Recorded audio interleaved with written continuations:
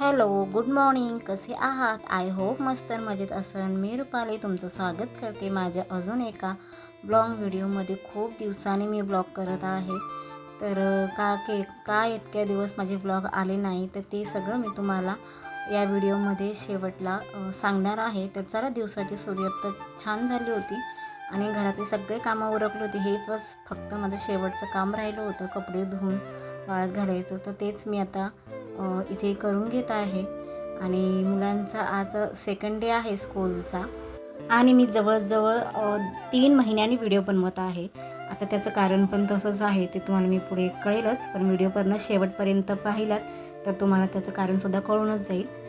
तर चला आता, छान सुरुवात तर झालेली आहे व्हिडिओला पण. आणि प्लीज व्हिडिओ स्किप करू नका. आणि नवीन कोणी जर असेल माझ्या चॅनलवरती तर सबस्क्राईब करा, लाईक करा व्हिडिओला आणि कमेंट करून सांगा की व्हिडिओ कसा झाला. तसं तर सकाळीच माझं उरकून झालं होतं.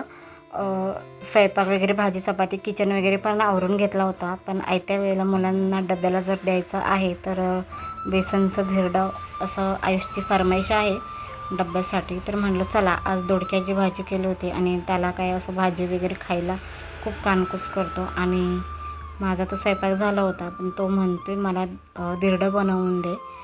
जी बेसन पोळी म्हणतात त्याला, आमच्याकडे धिरडं पण बोललं जातं. तर तेच बेसन पोळी आणि चपाती हेच ते देणं. आता त्याचंच मी प्रिपरेशन करून घेत आहे. कांदा वगैरे चिरून घेत आहे. आणि एवढा कांदा चिरला आहे कारण की छान त्याच्यामध्ये कोथिंबीर, हिरवी मिरची, कांदा असेल तर अजून खायला पण छान लागतं. त्यामुळे मी ते कांदा चिरून घेत आहे. आणि त्याच्यामध्येच आराध्यालासुद्धा मग टिफिनला म्हणलं बेसन पोळीच देते तिला पण, नाहीतर मग त्यांचा डबा काय ना पूर्ण संपलं जाणार नाही. आणि मग तशी चपाती शिल्लक घेऊन येते ते. आणि मुलं उपाशी राहिलेलं चालणार नाही, त्यापेक्षा जाऊ दे, त्यांच्या आवडीचं करून दिलं तर ते पण खुश आणि त्यांनी डबा खाला हे पाहून मी पण खुश. म्हणून म्हटलं चला, आपण बेसन पोळी करायला किती वेळ लागतो असा घेतली मी पण बेसन पोळी करायला. इथे मी हिरव्या मिरच्या चिरायला घेतल्या, ज्या खूपच हिरव्या पण 2च अगदी चिरणार आहे, जास्त तिखट पण नाही करायचं. आणि कांदा आहे ना, तर कांदा आणि मिरची मी छान असं थोडंसं तेलात फ्राय करून मग करणार आहे. त्याची प्रोसेस तुम्ही बघू शकता.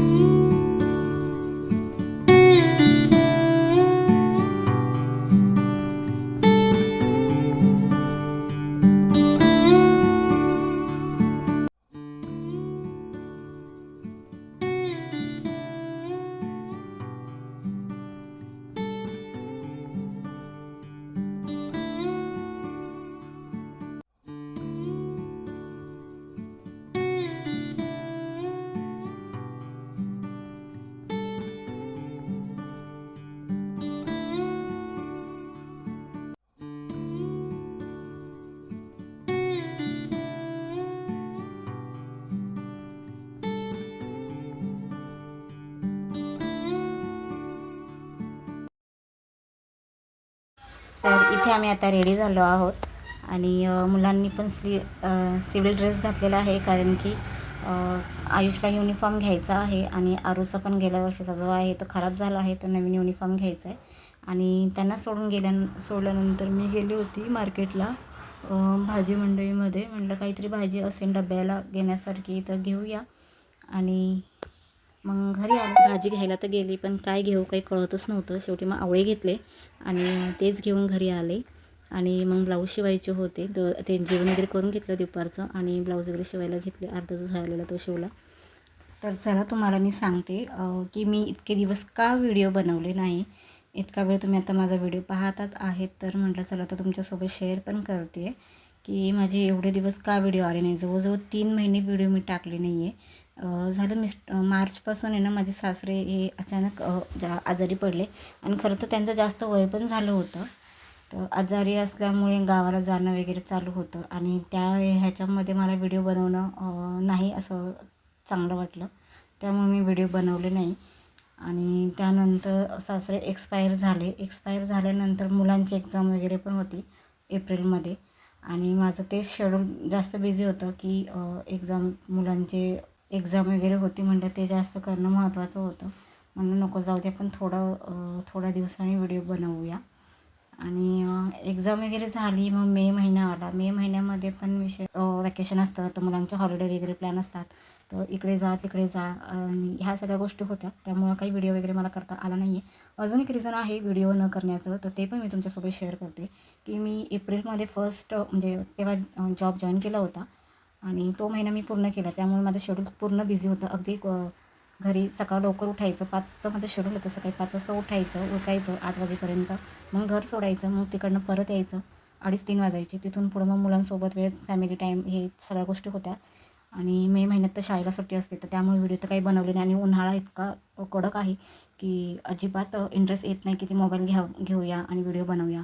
आणि बनवलं जरी आपण तर एडिट करायचं सुद्धा खूप कंटाळा येत होता. त्यामुळे काही बनवले नाही. आणि ब्लाऊज वगैरे मला असतातच, जे मी थोडेफार शिवायला आता घेते आहे. आधी घेत नव्हते, पण आता मला लेटेस्टमध्ये ब्लाऊज असतात, तर मी ते पण शिवणकाम आता चालू केलं आहे. आणि आत्ता पण मी जॉबच करत होती. बस मी आज म्हटलं की मुलांचं मॅनेज झालं तर जॉब कंटिन्यू करेन.